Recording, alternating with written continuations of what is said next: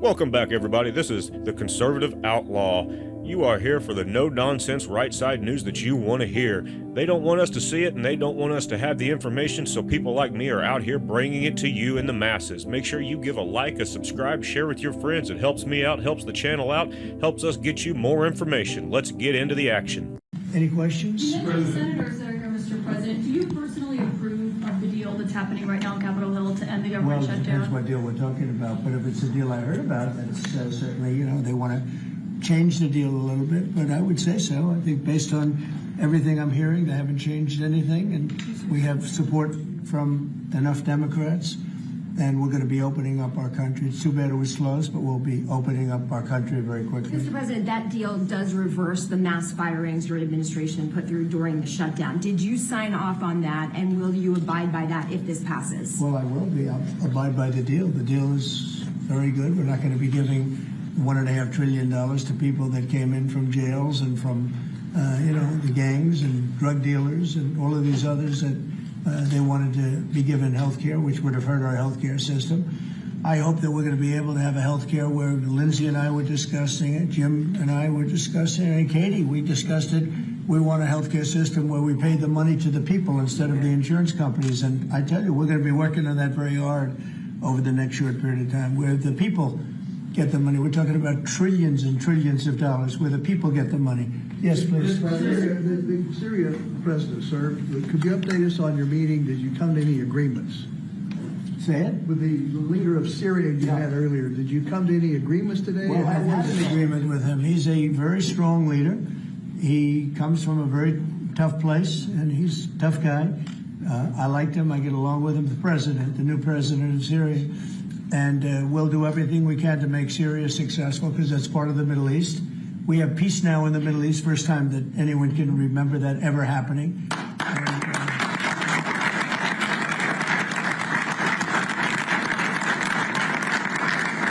as you know, Syria is a very big part of the Middle East, very important part. If you look back at Syria, for years they had the doctors, the lawyers, they had so many of the great intellects. It's an amazing place with great people, and we want to see Syria be successful along with the rest of the Middle East. So I have confidence that he'll be able to do the job, absolutely. How close are you to a deal on a trade deal with India? Are you willing to consider lowering the current tariff rate? Well, right now the tariffs are very high on India because of the Russian oil, and they've stopped doing the Russian oil. It's been reduced very substantially. Yeah, we're going to be bringing the tariffs down. What kind of level are we talking about here? I mean, at some point we're going to be bringing them down. Without tariffs, this country would be in such trouble, as they were for many years. That's why we owe $38 trillion. And one of the things we're going to do, we're going to issue a dividend to our middle-income people and lower-income people of about $2,000. And we're going to use the remaining tariffs to lower our debt. We're going to be lowering our debt, which is a national security thing. So we're doing a lot of good work. And the numbers were reported so incorrectly. The real numbers are trillions of dollars have been taken in or gotten in terms of investment from the tariffs. And so if that were ever reversed, it would be a disaster. Frankly, it would be a national security problem for our country. And nobody thinks it's going to be reversed. I think we had a very good court case. As you know, it's before the Supreme Court right now. But if that were ever reversed, people are saying, oh, it's $1 billion. Some people said, oh, it's $2 billion. Well, that obviously we can handle very easily. But this is trillions of dollars we're talking about in terms of the tariff income and all the investment income that's come into our country. We have more than, I would say right now, more than $18 trillion. The biggest number ever is a tiny fraction of that for any country. China, the United States, the biggest number ever. If you look at the past administration, Biden, he did less than $1 trillion in 4 years. We're over $18 trillion. By the time my first year ends, we're going to have over $20 trillion of investment coming into the United States. It's unheard of. We have AI factories. We're leading China by a lot. We have cars and car plants coming in by more than we've ever had built before. All of that would go away if we lose the tariff case. So all of it would go away. So they're not giving the right numbers. It would be an economic disaster. It would be a national security disaster if we lost the case. in the Supreme Court. Do you think Can we expect tariff Yes. rebate? This is an idea that you've been talking about for months. This is going to directly and positively impact millions of Americans. Why was this important for you to do, and when can Americans expect that rebate? So I've been check? talking about it for a long time, the dividend to people that, have suffered under the Biden administration. So Biden had the highest inflation in history, and we now are at a very low point. We're going to be hitting 1.5% pretty soon. So we're at a low point, and he was a high point. We did that. Food prices are way down. It's all coming down. And the biggest decrease, of course, is energy. And, as goes energy, goes everything else. Because when energy comes down, the oil, the electric, I think you're going to see $2 gasoline or something very close to that. In fact, we're already in the twos, but I think you're going to be seeing very soon $2 gasoline. That's like the equivalent of a massive tax cut. But in addition to that, the great big beautiful bill gives you a very, very big tax cut. And then you have no tax on tips, no tax on Social Security, and no tax on overtime for the middle income and for even, frankly, anybody. But you have no tax, and the no tax on tips has turned out to be a tremendous thing. But when you think no tax on tips, no tax on overtime, and no tax on Social Security for our seniors, it's the great big beautiful bill, which has been mischaracterized. But now people they don't want to talk about it because it's so good, the enemy, because it's so good for everybody. It's the greatest piece of legislation ever passed in the history of our country in terms of size. And hence they call it the big beautiful bill, or the one big beautiful. I call it the great big beautiful bill. It's an amazing bill for the middle class. It's an amazing bill for jobs. We've never passed anything like it. And in my first administration, so we had the greatest economy. Everything was good, but we're really outdoing it this time because we have investments coming in largely because of tariffs. And I think because of November 5th, the election result. But we have investments coming in like we've never had before. The deal that shut down, Mr. President, includes a vote. Behind you, Caitlin, behind you. Thank you, Caitlin. On Syria, can we expect an announcement on a pact between Syria and Israel, or an announcement on them joining the anti-ISIS Yeah, you can coalition? expect some announcements on Syria. We want to see Syria become a country that's very successful, and I think this leader can do it. I really do. I think this leader can do it. And people said he's had a rough past. We've all had rough pasts. But he has had a rough past, and I think, frankly, if you didn't have a rough past, you wouldn't have a chance. He gets along very well with Turkey, with President Erdogan, who's a great leader.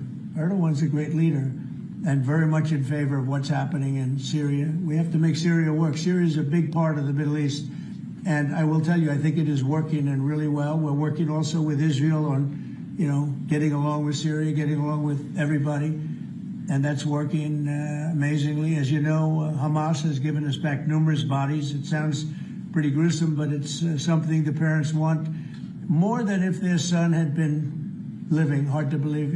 I've seen all of the parents, so many of the parents, and getting back the body of their son, their dead son, is as vital to them, as important to them, as if the boy was generally the boy was alive.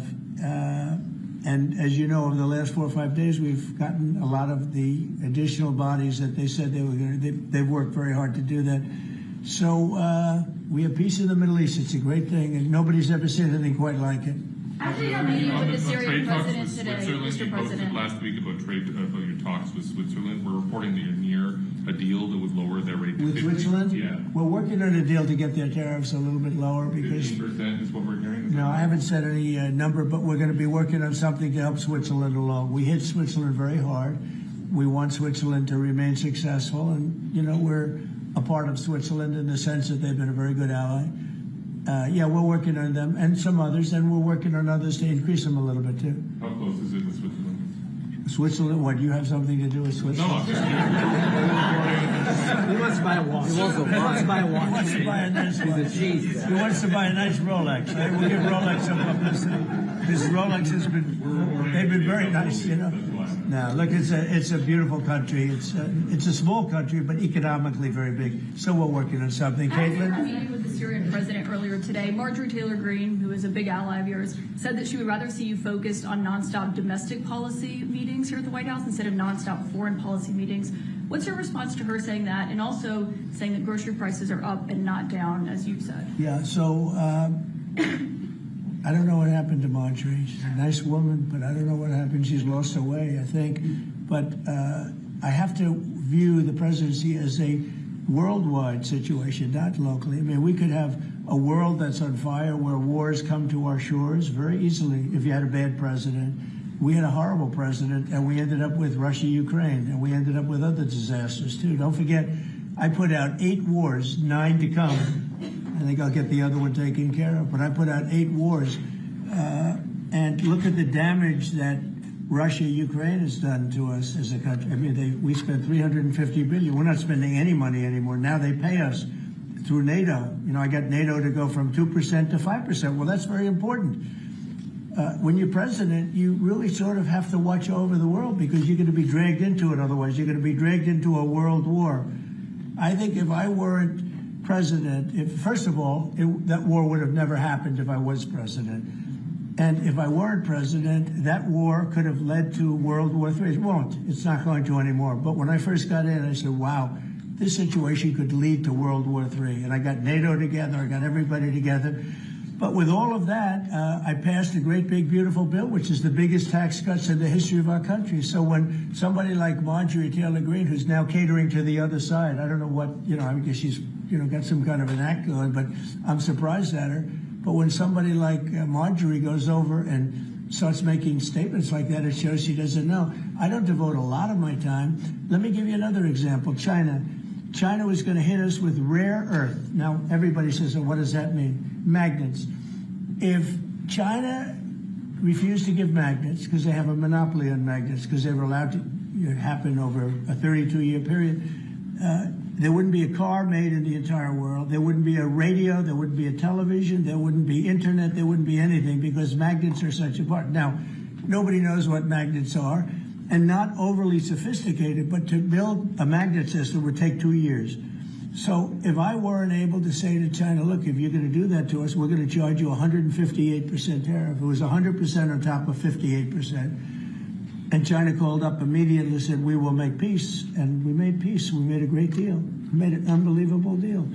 China's paying tariffs to the United States, not the United States paying tariffs to China, which has always been the way it was. Nobody can believe these deals.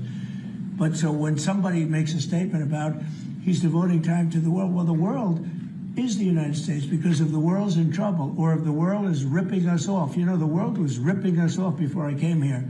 Europe was getting massive tariffs. They were sending us 9-10 million cars a year. We were sending them none. They were not taking our agriculture. We were taking massive amounts of their. It was so unfair. Now we have a deal where $950 billion is coming into the United States because of me and because of tariffs. So if I don't do all these things, our country is doing very poorly. So, it's easy to say, oh, don't worry about the world. But the world is turning out to be our biggest customer. The world was on fire.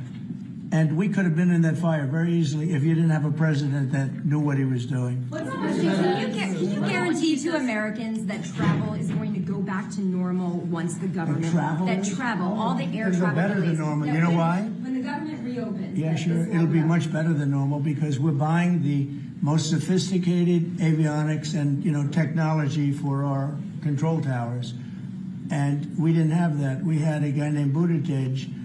Edge, they say is the best way. Just say 2 edges, like off the edge of a cliff, which is where they were taking us, by the way. Edge was the Secretary of Transportation, and he spent billions of dollars trying to patch together our air traffic control system, which was a conglomeration of all different systems in all different cities. They had hundreds of companies working on it, and they were spending billions of dollars. And when they turned it on, it didn't work. It didn't even work a little bit. That's why you had a helicopter crashing into an airplane, that if we had a great system, bells and whistles would have started going off. So We are now in the process, we're in final bids of getting the finest system anywhere in the world. I've analyzed it. Sean Duffy has been working really hard on it, doing a fantastic job, by the way. And over the next 2 or 3 weeks, we'll be handing out the finest air traffic control system anywhere in the world. All the towers will be equipped. They were going copper wire into glass wire into other types of wire. And if you do anything, you know copper wire doesn't work with glass. You know glass doesn't work with other substances. And they spent billions of dollars, and when they turned it on, nothing happened. Okay? We're getting the most sophisticated, all brand new. All brand new. Every control tower will have the same exact system. It'll be the most sophisticated system by far in the world. And what we've done is we've looked around other countries and we've taken the absolute best systems in every different form, because there are different. You have lots of different companies like IBM and Raytheon and a lot of great companies. They're all bidding, and we're going to pick the best one, and it'll get built relatively quickly. And we are going to have the greatest air traffic control system anywhere in the world. Thank you very much, everybody.